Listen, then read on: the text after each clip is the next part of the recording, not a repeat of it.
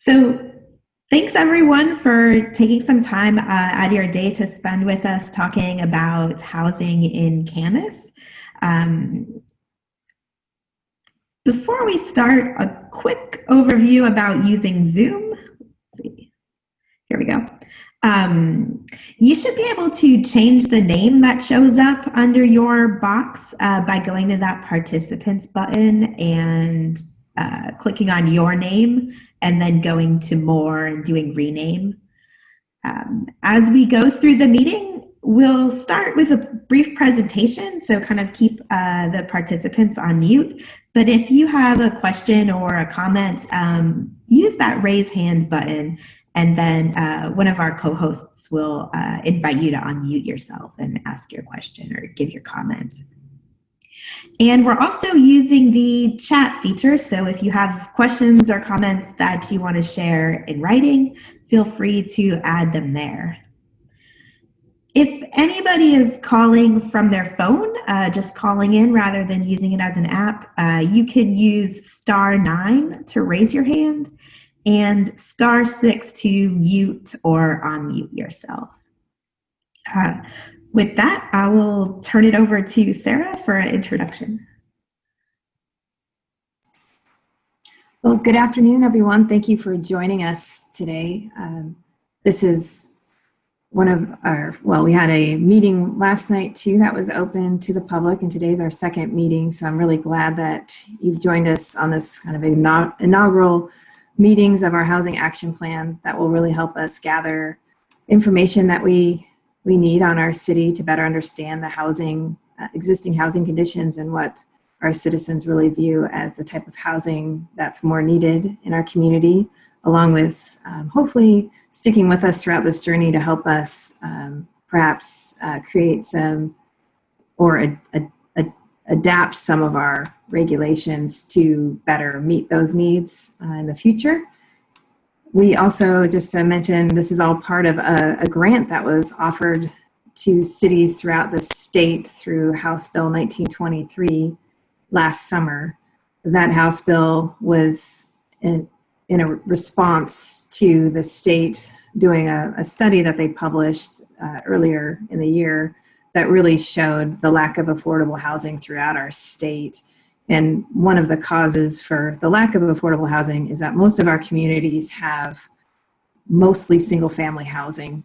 Most of our communities are about 70% zoned for single family housing, and that's what's been built as well. And so the state really wanted to create a whole suite of incentives for cities to adopt some changes that will really bring a little more diversity in housing size and price range into our communities. So thank you for joining us, and I'll turn it back over to the team. Thanks. Let's see. And a quick introduction. I'm Melissa Mayu with Mosaic Community Planning, and we're a consulting firm that's helping the city with this project. And in some of these boxes that you see in Zoom are a few other Mosaic team members who will be helping to facilitate the meeting, and you'll get a chance to talk with them a little bit more once we break out into smaller groups. Let's see. I'd like to start with we can do some introductions once we break into small groups, but I'm trying to pull up. Here we go.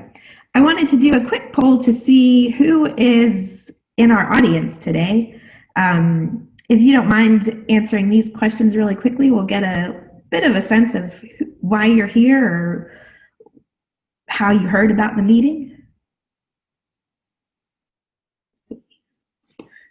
Got some votes happening.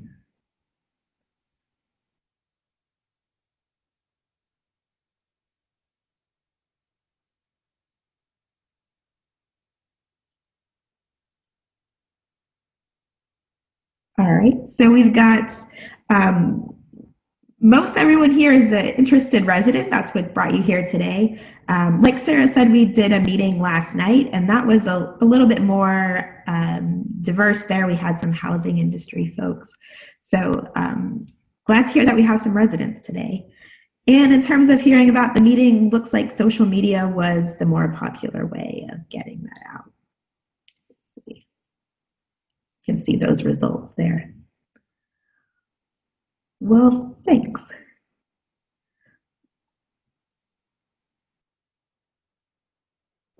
So a lot of the meeting today will really be a discussion, hearing from you all about what you see as kind of the biggest housing needs here.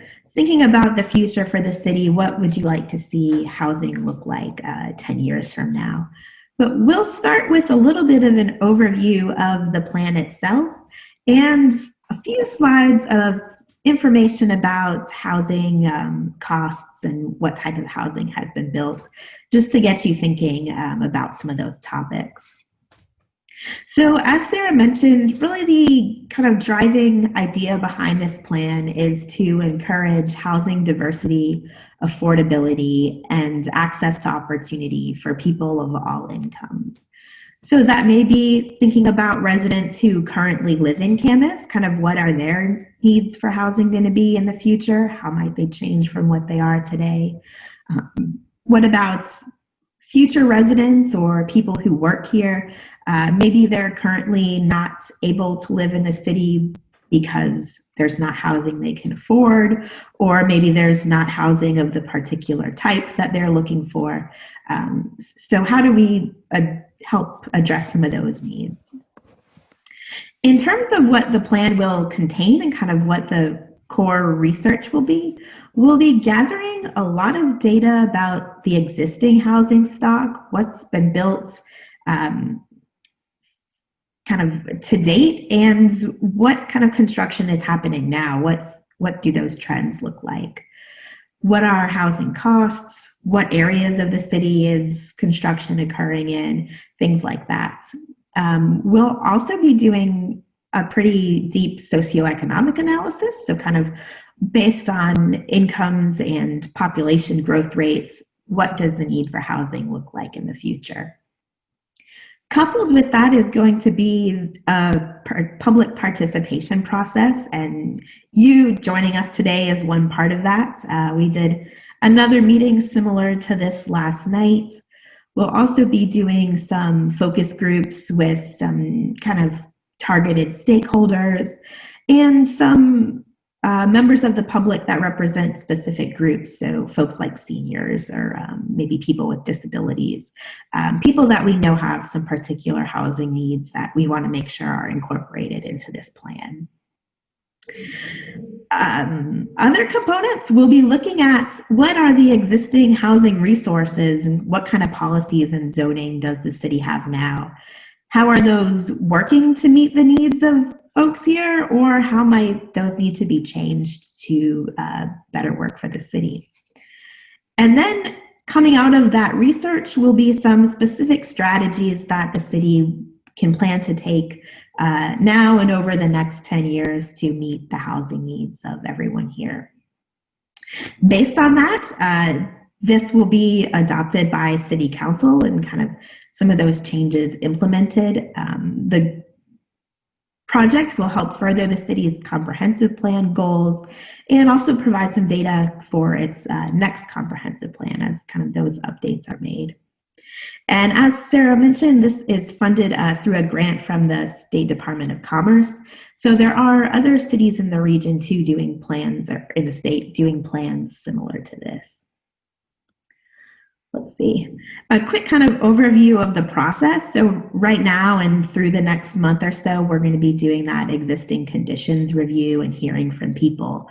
And then towards the end of the year, working more on the draft, on kind of developing some action plan strategies to present to the community in early 2021 for refinements and feedback for eventual adoption by City Council by June of 2021. Let's see. I will stop there for a minute and ask if there are any questions about the plan or the process that we're using that you have kind of initially.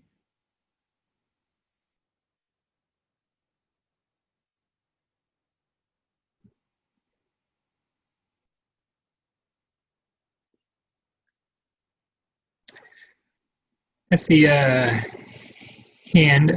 Brandy, you want to unmute yourself and ask your question? Thank you. I was just curious what the time frame was. This always planned for the project kickoff to be now during this time, or what? How did this time frame come up? So this time frame is somewhat set by the state in that the plan will have to be adopted by June of 2021. I think our kickoff was a bit impacted by COVID, a bit of a delay in getting started on it. Sarah, I don't know if you want to share anything else about that, or. Sure. Our city was awarded the grant in December. We actually signed all the agreements to accept the grant award, and then we went out for an RFP to select a consultant in January and February timeframe. And when March came around, we'd selected Mosaic as our consultants, and the council needed to approve the contract, which was the first meeting of March, and then the next meeting, everything was shut down for COVID, and so we put this project on hold, just like all of our long range projects, because of the governor's orders not to move forward with anything, any government business that wasn't directly related to responding to the COVID crisis. And so it wasn't until July that we really got the green light from our city attorneys and our city leadership that we can move forward with some of our other projects that weren't COVID related in the remote environment that we are today. So it looks a little different, but the state didn't push off the deadline for this plan either. They still want us to finish it by next June. So I hope that answers your question. That does. Thank you. Thank you. Just a reminder, if you're on the phone and wanted to raise your hand, that's *9. There's also a question in the chat. How is this plan connected to or influenced by the Growth Management Act in the state of Washington? Sarah, do you want to answer that? You look like you were nodding.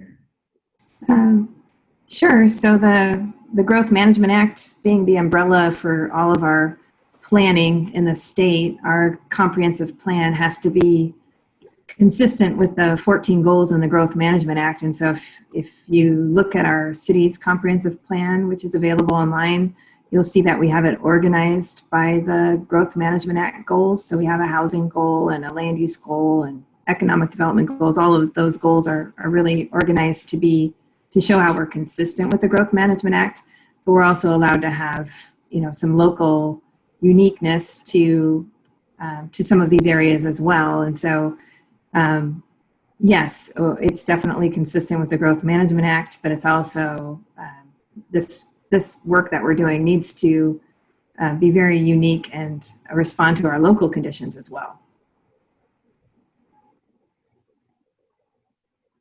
Okay.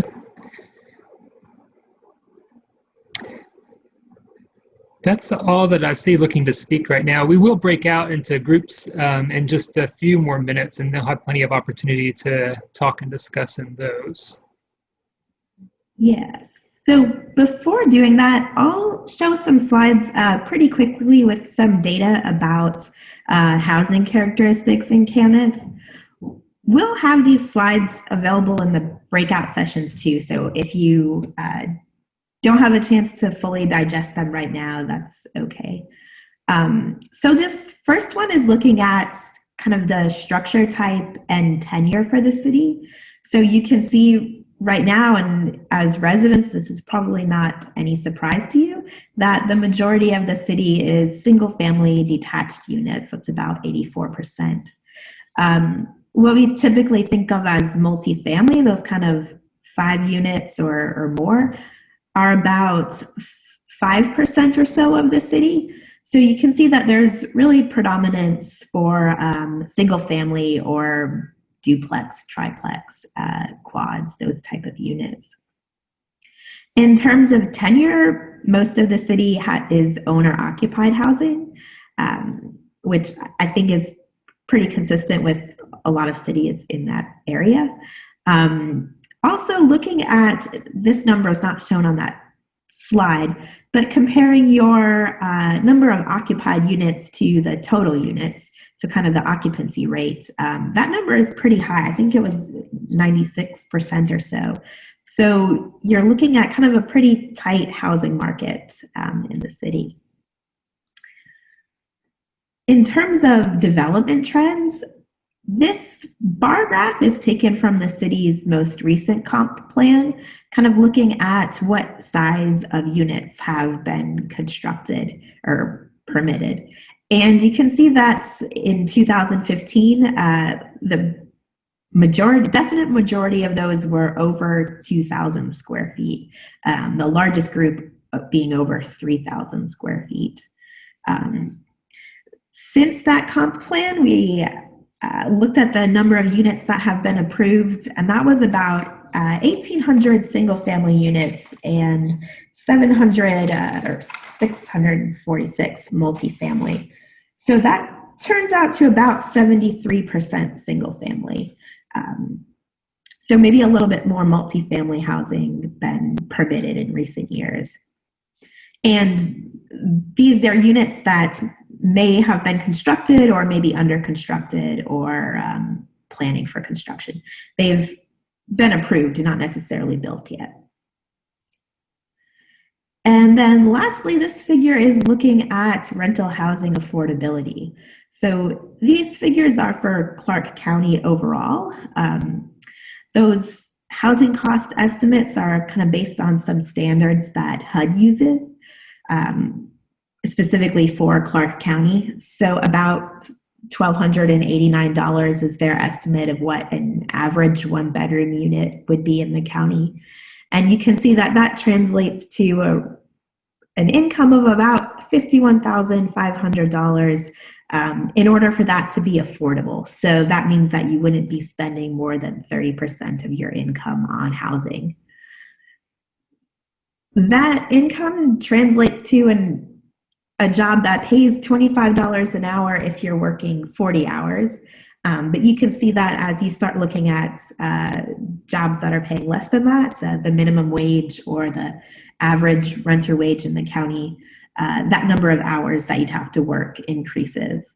And certainly by the time you get to a 3-bedroom unit, you are looking at, if you're making kind of the average renter cost, or excuse me, renter wage, about 100 hours a week in terms of work time to afford that unit.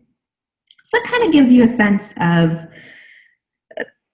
affordability for an average unit here. And obviously those rental rates will vary a little bit depending on the property that you're looking at, but those are some standards that HUD uses to look at this question. So I know that you all probably do have some reaction to that data and some thoughts about it, and we will discuss those kind of in breakout groups. But before getting to those, we had another quick poll. Let's see. Here, I'll put that one up.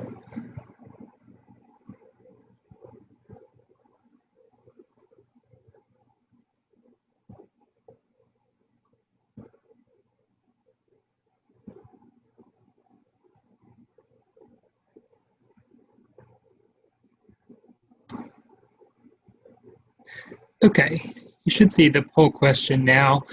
The statement is, Camas needs greater variety in terms of housing types and prices. And what we're asking here at this question is, to what degree do you agree with that statement?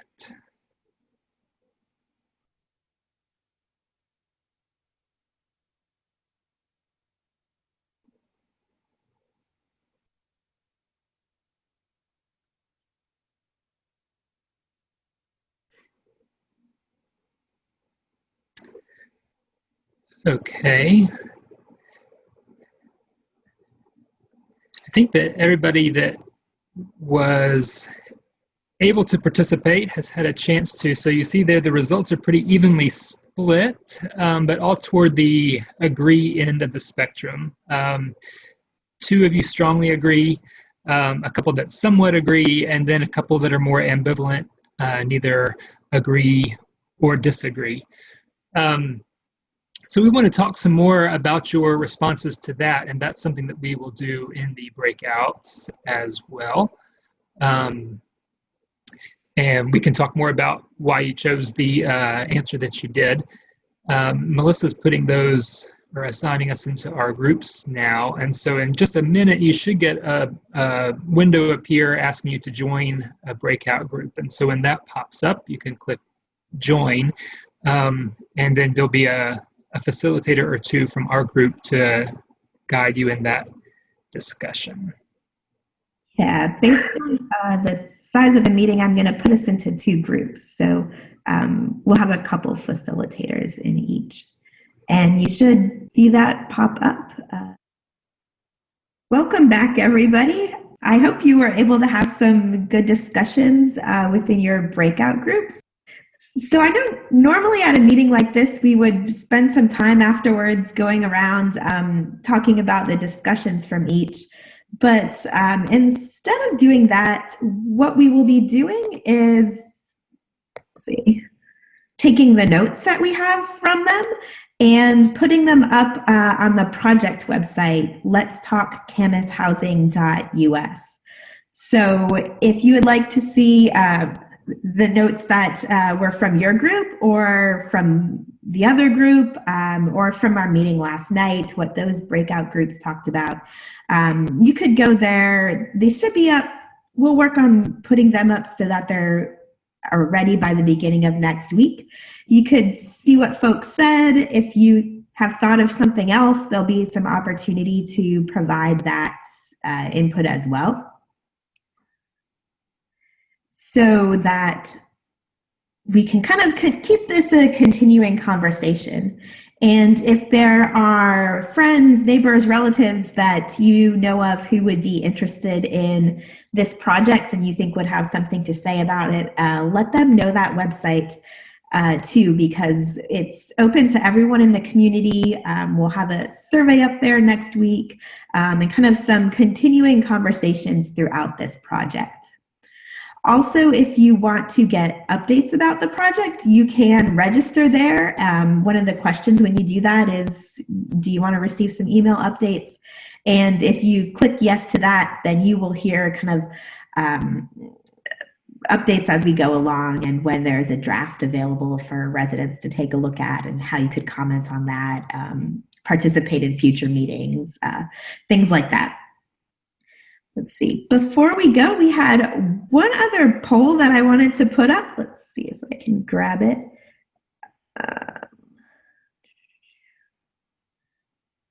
Here we go. About kind of what do you think when you're thinking of how Camas should approach its housing needs in the future? Are there actions the city needs to take on that issue? Do they have tools available to address it?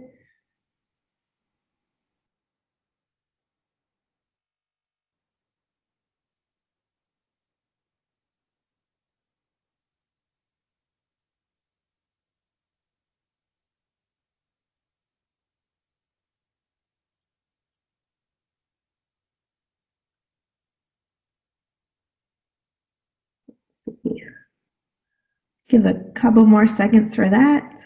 So none of those fit what I'd be thinking. So I don't want to choose one. Okay, sure. That's why I'm just sitting here. I'm just going to sit here and stare at you. Fair. Okay, thank you. So you can see there that most of the people here today said that they think Camas does have some tools and resources available for this, but needs to make better use of them to address housing issues. So, and one person says we need some new ideas there. Well, great. We really thank all of you. Let's see, I can share these. We really thank all of you for your inputs, for your time today.